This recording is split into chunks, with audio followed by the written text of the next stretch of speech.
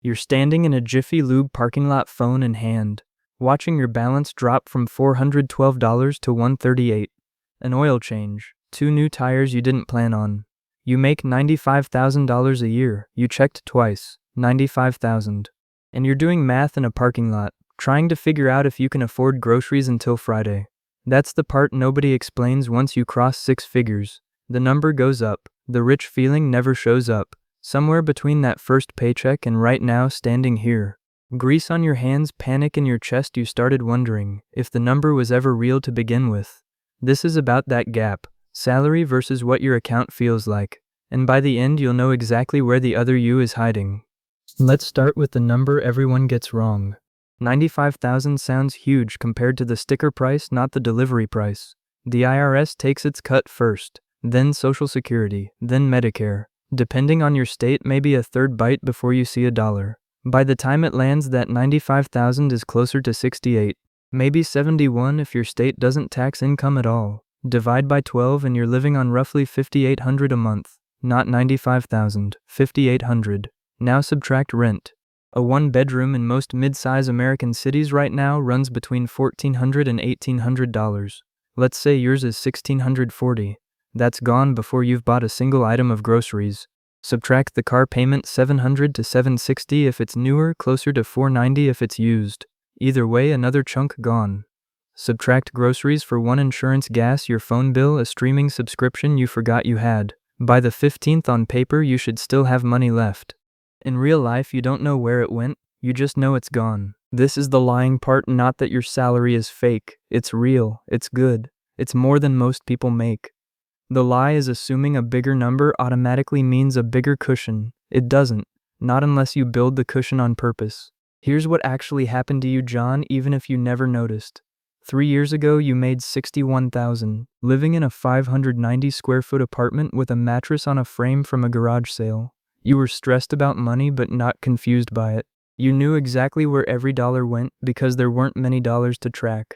Then the raises came. 61 became 70. 70 became 82, 82 became 95, and every time your income moved up, something else moved up right behind it, quiet enough that you never clocked it as a pattern. The apartment got bigger, the car got newer, takeout stopped being a treat and became a Tuesday.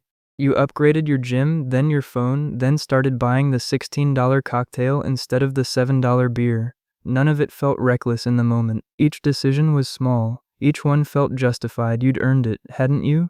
This is lifestyle creep, and it's the single most effective wealth killer for people who make good money because it's invisible while it's happening. You never sat down and decided to spend an extra $1,400 a month. It arrived in 20 separate decisions, each too small to notice. Add it up and here's the ugly math. The raise from $61,000 to $95,000 was $34,000. If you'd banked even half of that increase instead of absorbing it, you'd have $17,000 sitting in an account that doesn't exist right now.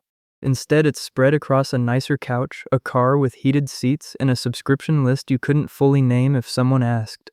Now here's where it gets interesting. Can you guess what happens when you put two people side by side? Same income, same city, completely different results. Picture Sarah, 31, works 2 cubicles down, makes $81,000, $14,000 less than you. Drives a Corolla with a dent she's never fixed, splits a 2-bedroom with a roommate instead of living alone. Brings lunch 4 days a week in the same 3 Tupperware containers. On paper, Sarah looks like she's living smaller. Behind the scenes, Sarah has $43,000 in a high-yield savings account, earning 4.6% plus $22,000 in an index fund. Sarah is not rich. Sarah makes less than you. But Sarah could lose her job tomorrow and survive over a year without panicking. You couldn't survive 6 weeks. That gap has nothing to do with income. You make more than Sarah. You have less than Sarah. The only difference is Sarah decided her lifestyle would grow slower than her paycheck. You decided without ever really deciding yours would grow exactly as fast. This one is hard to admit. Somewhere in the back of your mind, you've been comparing yourself to people who make less and quietly assuming you're ahead. You're not. Being ahead isn't about the number on your offer letter. It's about the number sitting untouched somewhere growing while you sleep. Nobody talks about this part, how humiliating it feels to make good money and still get that small jolt of fear when your card gets declined for a coffee. That fear doesn't check your salary before it shows up. Something shifted for you on a random Tuesday night. Not a financial guru, not a viral video. You finally sat down and looked, really looked. You pulled up 3 months of bank statements and highlighted everything that wasn't rent, groceries, or your car payment. What you found was $2,190 a month, almost $26,000 a year, leaking out through things you couldn't fully account for. 6 different subscriptions, 3 of which you'd forgotten existed. DoorDash, an average of 11 times a month at around $31 an order. Because cooking felt like too much after a 10-hour day. A gym membership you'd used 4 times since January. Impulse buys on days you were stressed, angry, or bored because spending felt like the only thing you had control over. $26,000, that's not a rounding error, that's most of a year's rent. That's a fully funded emergency fund with room to spare. That's the difference between panicking at the Jiffy Lube and paying for the tires without checking your balance. Here's the part that actually stings: you didn't need to make more money to fix this. You needed to see the money you already had. So you did something most people talk about but never actually do. You opened a high-yield savings account, paying around 4.5% instead of the 0.01% your old bank had given you for years. And you set up an automatic transfer of $600 the day after every paycheck, before you had the chance to spend it. $600 a month sounds small. It is not small. That's $7,200 a year sitting in an account earning real interest instead of vanishing into DoorDash and forgotten subscriptions. At 4.5% after 5 years, that's not just $36,000 of deposits, it's closer to $41,000. Because the money itself started working. You canceled the subscriptions you couldn't name. You capped takeout at twice a week instead of 11 times a month, which alone put back close to $240. You didn't cut everything. You weren't trying to live like it was college again. You just stopped letting money disappear without your permission. Most people stop here. They open the account, feel good for a month, and slide right back into old habits once the excitement wears off. The ones who don't are the ones who actually change things, and the difference isn't willpower. It's whether they built a system that doesn't rely on willpower. You built the system. The $600 moved automatically whether you felt disciplined that week or not. Because it was gone before you saw it, you stopped missing it the way you thought you would. 3 months in, you had $1,800 saved. 6 months in, $3,600. By month 10, you crossed $6,000 and something strange happened. The anxiety that used to hit you every time your phone buzzed with a bank notification started to fade. Not because you had a lot of money, because you finally had a number you trusted. Then you did the thing that actually changes a life on $95,000 a year. You opened a Roth IRA and started putting money in every month, working toward the $7,000 annual limit, because that money grows completely untaxed for the next 30 years. Here's the math that should have been taught to you in high school and wasn't. The S&P 500 has historically returned around 10.5% a year over long stretches. That doesn't mean every year. Some years it drops hard, some years it jumps. But averaged out over decades, that return on $7,000 invested annually adds up fast. That return puts you north of $1.5 million by 65. Not because you got lucky, because you started and you didn't stop. Sarah, 2 cubicles down, making $14,000 less than you every year. She's already 3 years ahead of you on this exact path.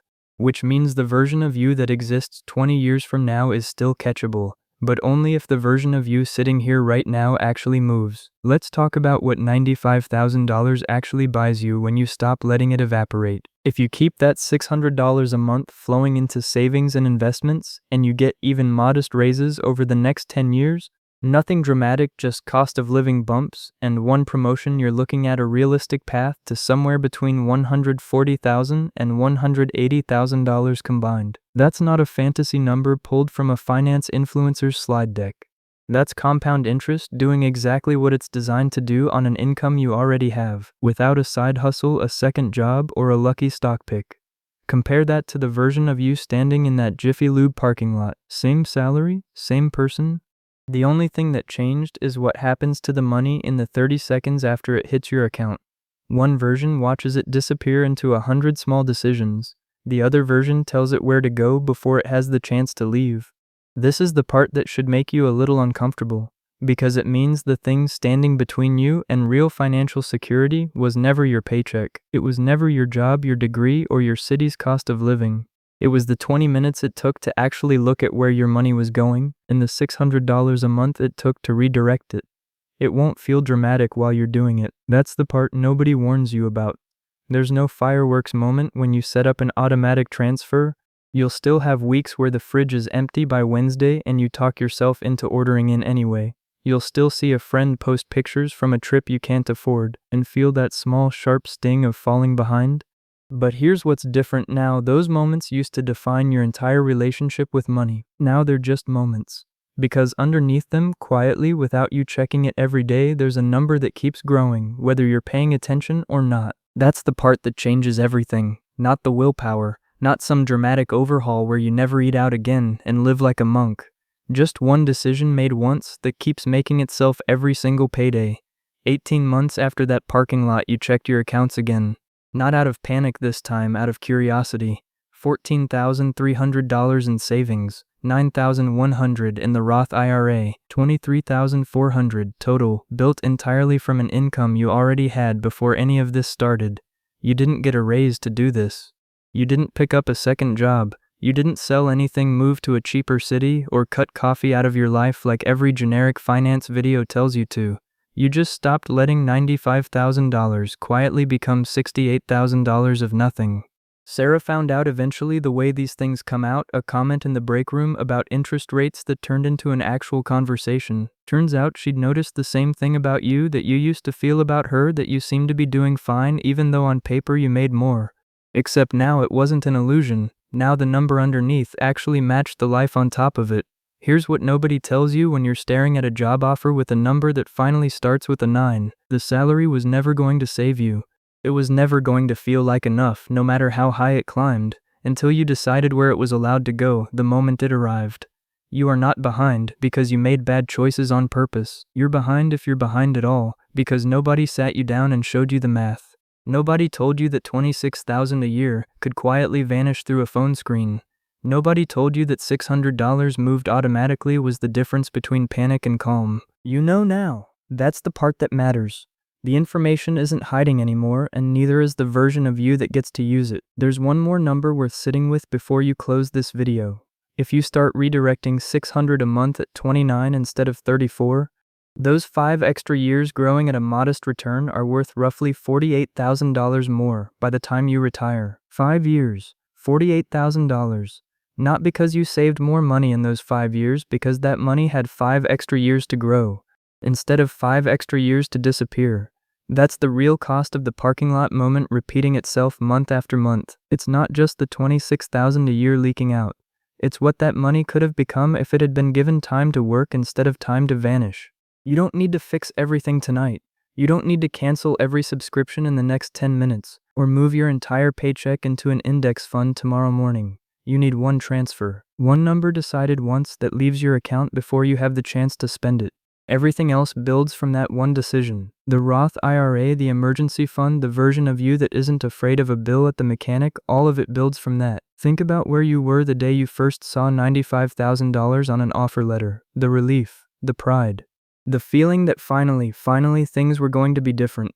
That feeling wasn't wrong, it was just early. It was pointing at a future that hadn't been built yet, because the number alone was never going to build it for you. You're allowed to feel proud of that number, you earned it. But pride and security are two different things, and for a long time you had one without the other. That's changing now, not because your salary went up again, but because you finally stopped asking the paycheck to do a job it was never going to do on its own. Somewhere down the line, maybe 18 months from now, maybe 5 years, you're going to be standing somewhere ordinary. A parking lot, a kitchen, a waiting room, and your phone is going to buzz with a bill you didn't expect. And instead of that familiar drop in your stomach, you're going to glance at your balance, feel almost nothing, and pay it. That moment won't feel like a victory. It won't feel like anything really. And that's exactly the point. The goal was never to feel rich. The goal was to stop feeling afraid of your own money. $95,000 was never lying to you, it was just waiting for you to catch up to it. Set the transfer up tonight. That quiet, unremarkable moment where nothing goes wrong because you already handled it. That's what being rich actually feels like.